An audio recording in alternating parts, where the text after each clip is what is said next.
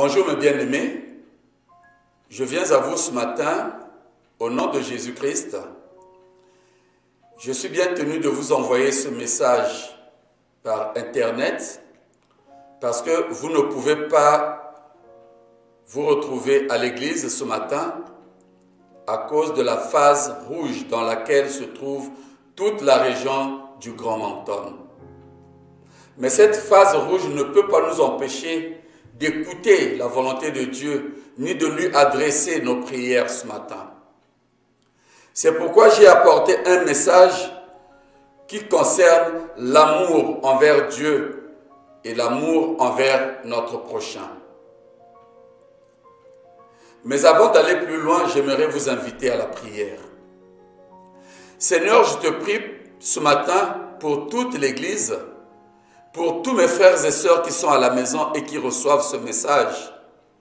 Je te prie, Seigneur Dieu, afin que ce message tombe dans le cœur de chacun de nous comme une semence dans une terre fertile. Je prie pour que quelque chose sorte de ce message qui vienne pour transformer notre vie. Car nous voulons vivre selon ta volonté, afin de croître selon ta volonté et aussi d'influencer les gens autour de nous selon ta volonté. Je te remercie de nous donner cette opportunité et je te prie, Seigneur, que ton esprit nous dirige en tout et pour tout. Au nom de Jésus. Amen. Mes bien-aimés, je vous invite à lire avec moi le texte qui se trouve dans 1 Jean chapitre 5, versets 1 jusqu'à 5. Quiconque croit que Jésus est le Christ est né de Dieu. Si vous croyez que Jésus est le Christ, vous êtes né de Dieu. C'est la réponse que Jean nous apporte ce matin pour ceux qui s'interrogent encore.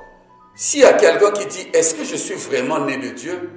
Voilà la réponse. Il est écrit « Si vous croyez que Jésus est le Christ, alors vous êtes né de Dieu. »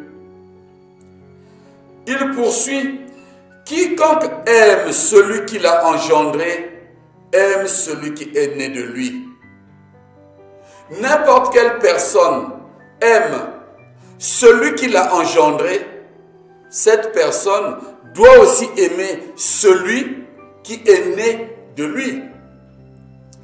J'ai été engendré par Dieu au nom de Jésus. Alors, je dois aussi aimer ceux qui sont nés de Dieu au nom de Jésus. Mais je crois aussi que Jésus-Christ a été engendré par notre Père céleste.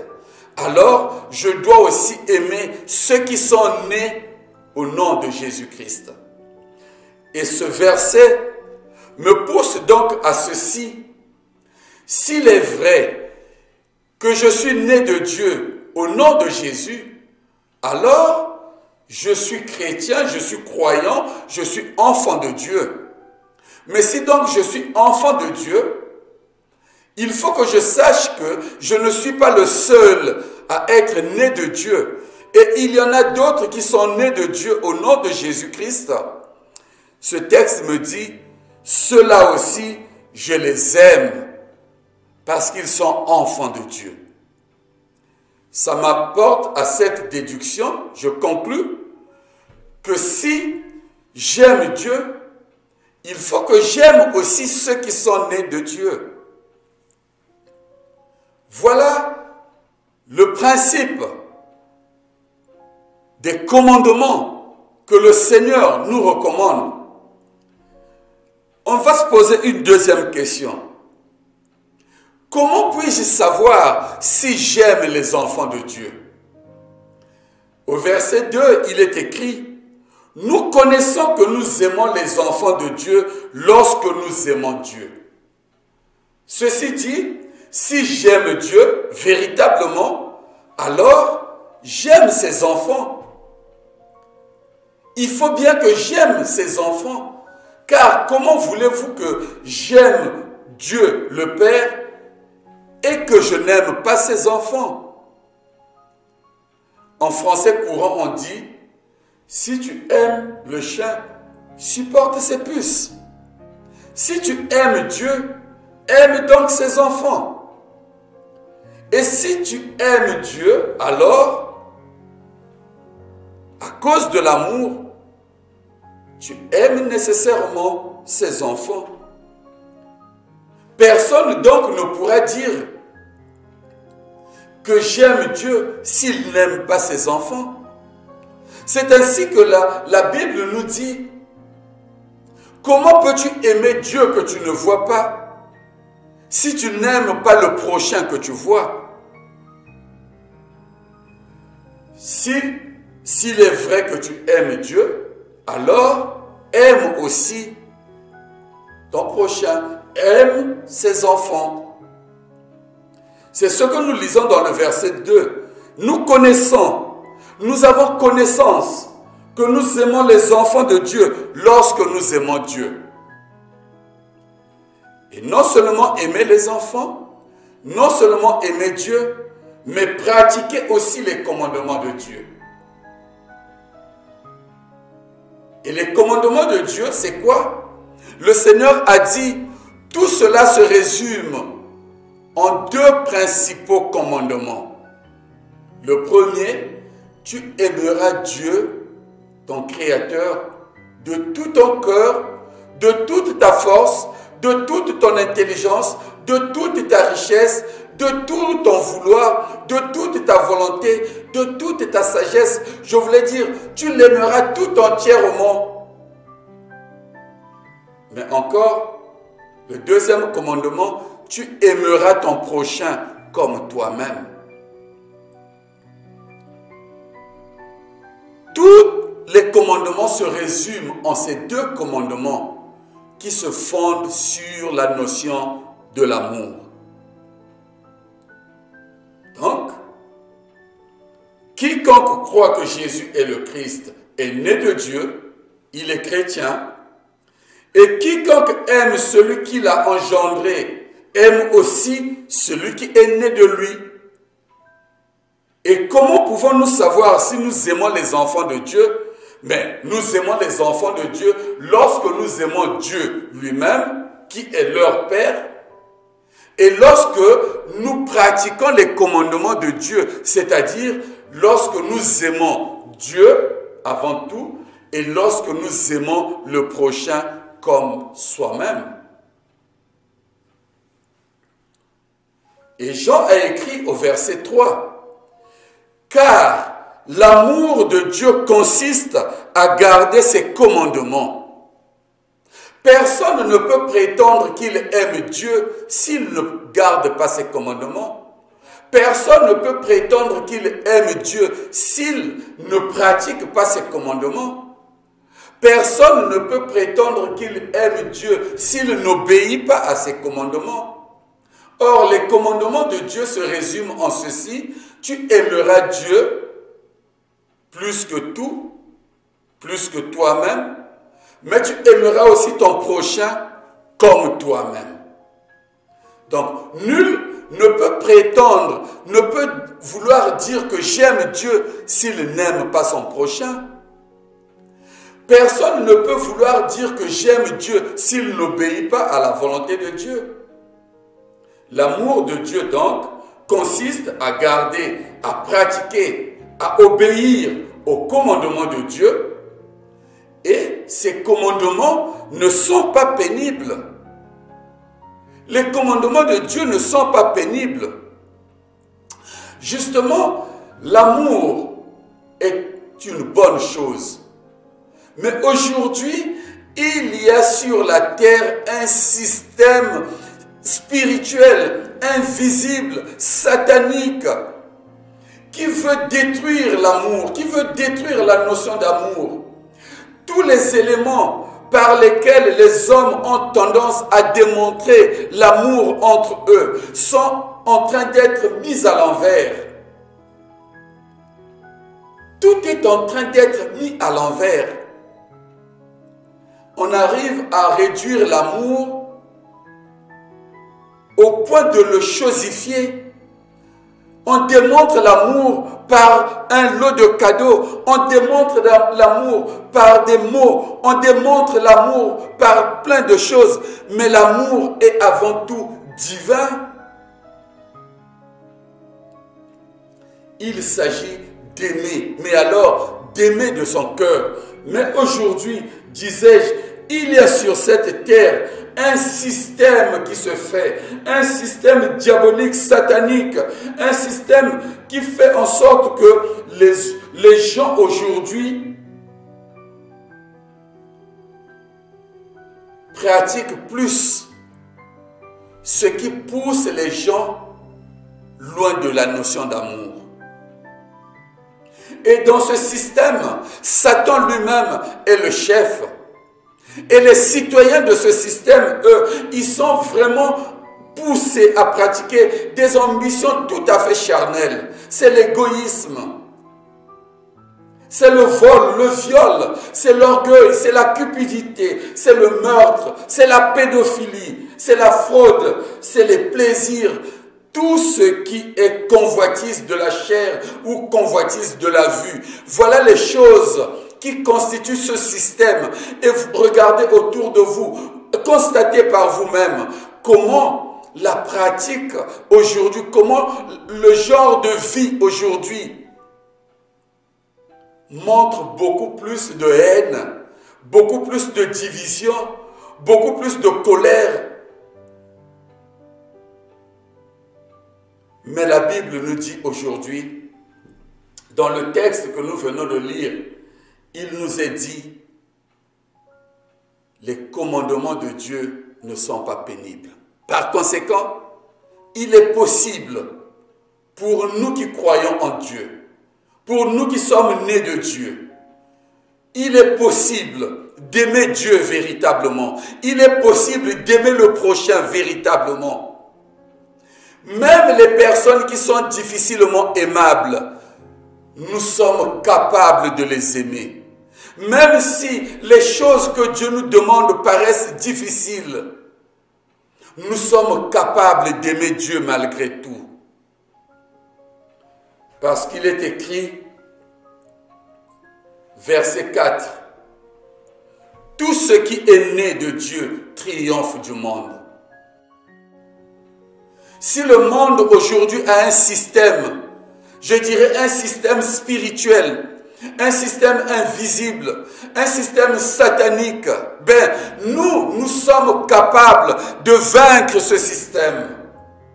Nous ne luttons pas selon la chair contre ce système, mais nous luttons selon l'esprit. Parce que l'ennemi qui est devant nous est un ennemi, un adversaire spirituel. Et ici, nous avons cette garantie. S'il est vrai que nous sommes nés de Dieu, nous triomphons de ce système. Nous triomphons du monde. Nous ne sommes pas citoyens de ce système. Nous sommes citoyens du royaume de Dieu. Parce que Dieu nous a délivrés. Et lorsqu'il nous a délivrés, il nous a emmenés dans le royaume de son Fils bien-aimé, Jésus-Christ. Et par conséquent, nous ne pratiquons pas l'égoïsme, nous ne pratiquons pas la haine, nous ne pratiquons pas toutes les choses sataniques, démoniaques, les choses des ténèbres, mais nous les vainquons à cause du nom de Jésus-Christ. Bien-aimés, chers frères et sœurs, vous êtes capables d'aimer Dieu. Vous êtes capable d'aimer le prochain, même la personne qui vous a fait le plus de mal. Vous pouvez encore l'aimer parce que vous êtes né de Dieu et que vous avez le triomphe du monde. Vous avez le triomphe sur le monde. Vous avez le triomphe vis-à-vis des forces des ténèbres.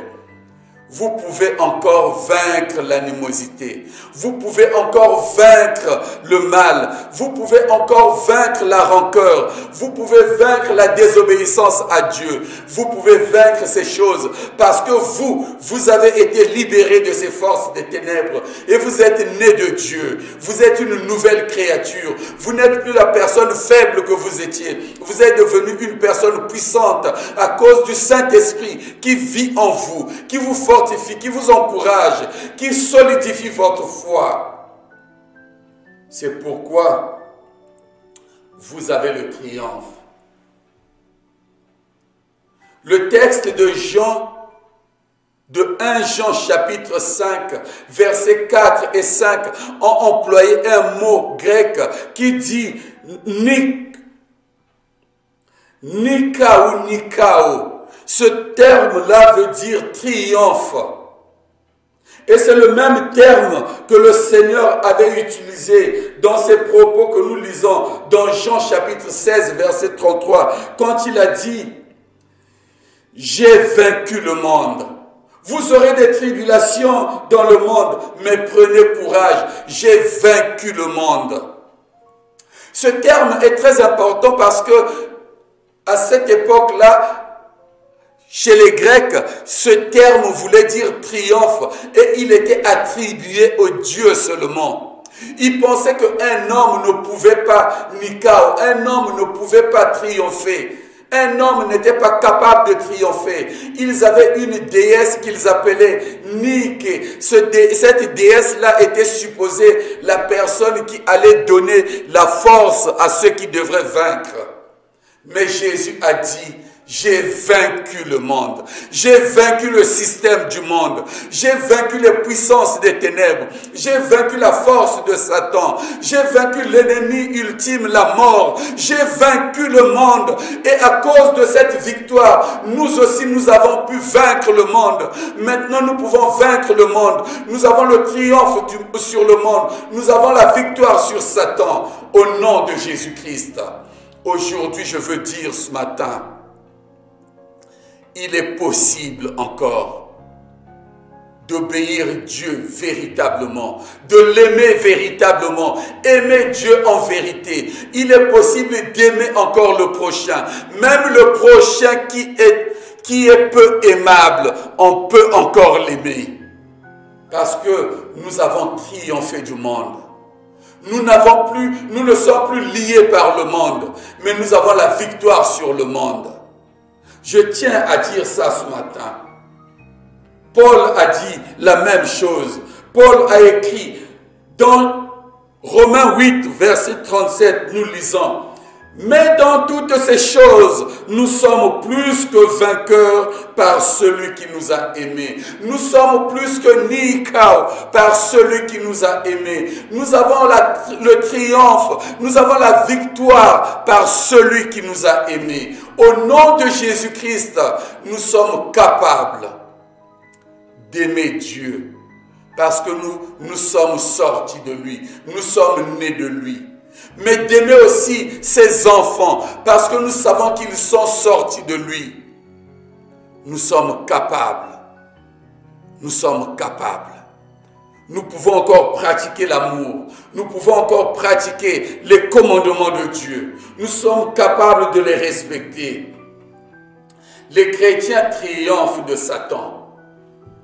Les chrétiens ont la puissance par le Saint-Esprit de triompher de l'orgueil, triompher de la cupidité, triompher de l'égoïsme. Ils sont capables de triompher du meurtre, de la pédophilie, du mensonge, du vol, du viol, de la fraude, des plaisirs, des convoitises charnelles, des convoitises de la vue. On est capable de vaincre ces choses-là afin d'aimer notre Dieu en vérité et aimer notre prochain en vérité. Grâce à Christ, nous sommes capables de toutes ces choses. Mais la victoire, nous l'avons par Jésus-Christ seulement. Parce que c'est au nom de Jésus que nous sommes nés de Dieu. C'est au nom de Jésus que les autres aussi sont nés de Dieu. Et si nous aimons les autres, c'est grâce à Jésus. Si nous aimons Dieu, c'est grâce à Jésus. Alors, le vainqueur spirituel se reconnaît au nom de Jésus seulement. C'est avant tout en Jésus-Christ seulement que nous nous reconnaissons vainqueurs. Car c'est lui seul qui porte le nom qui a été donné par lequel nous pouvons vaincre toutes choses. J'aime bien ce texte que nous avons lu ce matin. Tous ce qui est né de Dieu triomphe du monde. Si vraiment tu es né de Dieu, mon frère et ma sœur, tu as avec toi le pouvoir de vaincre le monde. Le pouvoir de vaincre toutes ces choses qui veulent te rendre esclave et qui veulent t'empêcher d'aimer Dieu. Toutes ces choses qui veulent t'empêcher d'aimer ton prochain. Tu es capable de les vaincre aujourd'hui parce que tu es né de Dieu. Le vrai problème, c'est de savoir si tu es véritablement né de Dieu. Et pour le savoir, au verset 1, nous avons lu: celui qui croit que Jésus est le Christ, celui-là est né de Dieu. Et Jean a encore écrit, il a écrit ceci, verset 5. Qui est celui qui a triomphé du monde, sinon celui qui croit que Jésus est le Fils de Dieu? Qui est celui qui a triomphé du monde? Sinon, celui qui croit que Jésus est le Fils de Dieu, c'est-à-dire celui qui est enfant de Dieu maintenant. Il n'y a que lui qui peut triompher du monde. Et au verset 4, nous avons lu, la victoire qui triomphe du monde, c'est notre foi. C'est parce que nous recevons les commandements de Dieu et nous obéissons à ces commandements, nous croyons à ses promesses, alors nous avons la victoire. Car la foi vient de ce qu'on entend, et ce qu'on entend vient de la parole de Dieu. Et la foi, c'est vraiment une ferme assurance des choses qu'on espère. J'espère vaincre le mal. Je vaincrai le mal parce que je crois que cela est possible au nom de Jésus-Christ. Quelqu'un d'autre dira, ben la foi, c'est une démonstration des choses qu'on ne voit pas. Ben cette personne qui m'a fait mal, je l'aime. Quand même les gens ne peuvent pas voir, mais je l'aime malgré tout. Je démontre l'amour et la foi que j'ai pour cette personne, l'amour que j'ai pour cette personne au nom de Jésus-Christ en qui j'ai vraiment la foi. Je démontre ma foi par l'amour que j'ai. Une chose qui paraîtrait difficile. Comment irais-je aimer une personne qui n'est pas aimable? Mais je l'aime malgré tout parce qu'il vient de Dieu. Et que moi je viens de Dieu. Et que Jésus-Christ est celui en qui nous tous nous croyons. Seigneur, je prie pour moi, mais je prie pour mon frère qui m'entend ce matin. Je prie pour ma soeur qui m'entend ce matin. Je prie au nom de Jésus-Christ, afin que toi-même, éternel Dieu, que tu opères le miracle dans notre cœur, afin que nous soyons capables d'aimer en vérité, d'aimer le Dieu qui nous a créés et qui nous aime comme un Père véritable, celui-là qui fait toutes choses pour nous. Tu es notre Père céleste, ô Dieu. Mais que tu nous rendes capables aussi d'aimer notre prochain, celui-là même qui nous hait, celui-là qui ne nous aime pas, celui-là qui parle mal de nous, celui-là qui colporte du mensonge, celui-là qui nous veut du mal, celui-là qui a pour nous rien que du venin. Nous aimerons l'aimer, Seigneur Dieu. Nous aimerons l'aimer. Aide-nous à aimer d'un véritable amour. Quand je pense à Jésus-Christ, alors qu'on est en train de le clouer, alors qu'il est en train de voir ceux qui lui font mal, mais il dit malgré tout, Père, pardonne-leur car ils ne savent pas ce qu'ils font. Pardonne-leur, ne leur tiens pas compte du mal qu'ils sont en train de me faire car ils ne savent pas ce qu'ils sont en train de faire. Ce matin aussi, je prie mon frère et ma soeur que tu pardonnes à la personne qui t'a fait mal. Pardonne-lui et aime cette personne. C'est ce que le Seigneur te recommande. Dieu dit, tu aimeras autant de fois que la personne aura besoin d'être aimée. Même si c'est 7 fois, 7 fois, 7 fois, 7 fois sans fin, tu continueras à aimer. Tu continueras à aimer malgré tout. Aime ton prochain comme toi-même. Voilà donc, mes frères et sœurs, ce que j'apportais ce matin à transmettre à chacun d'entre vous. Dieu nous appelle à de l'amour pour lui. Il nous appelle à de l'amour pour notre prochain. Parce que si nous sommes nés de Dieu, nous ne sommes plus esclaves de ce système mondial. Nous sommes des nouvelles créatures. Nous sommes enfants de Dieu. Si nous disons que nous aimons Dieu, alors aimons aussi notre prochain. Mais nul ne peut prétendre aimer Dieu alors qu'il n'aime pas le prochain. Mais si nous aimons notre prochain, alors aimons notre prochain au nom de Jésus-Christ. Car c'est en Christ seul que nous avons le véritable amour, l'amour de Dieu. Que la paix de Dieu, qui surpasse toute intelligence, garde vos cœurs et votre pensée en Jésus-Christ. Mettez-vous en prière maintenant et chassez toutes sortes de choses qui sont contraires à la volonté de Dieu. Chassez la haine, chassez la colère, chassez l'animosité, chassez tous les souvenirs qui ne vous rappellent que le mal. Chassez la condamnation de votre cœur. Chassez au nom de Jésus-Christ. Chassez au nom de Jésus-Christ. Chassez au nom de Jésus-Christ. La Bible dit, résistez au diable et il fuira loin de vous. Résistez au diable et il fuira loin de vous. Nous avons besoin d'aimer parce que nous-mêmes nous avons été aimés. Et Dieu ne se fatigue pas de nous aimer. Il nous pardonne chaque jour. Et c'est grâce à son pardon seulement et à son amour perpétuel et permanent que nous sommes encore vivants aujourd'hui. Mais nous ne savons pas combien de jours nous avons encore à vivre. Mais avant que le Seigneur ne revienne, frères et sœurs, aimons maintenant, aimons notre prochain, aimons notre prochain, aimons Dieu, aimons notre prochain. Nous n'avons rien d'autre de meilleur à faire que ces deux choses, aimer Dieu et aimer le prochain. En faisant cela, nous accomplissons la volonté de Dieu. Nous obéissons à tous ses commandements. Nous n'aurons pas tendance à vouloir faire mal.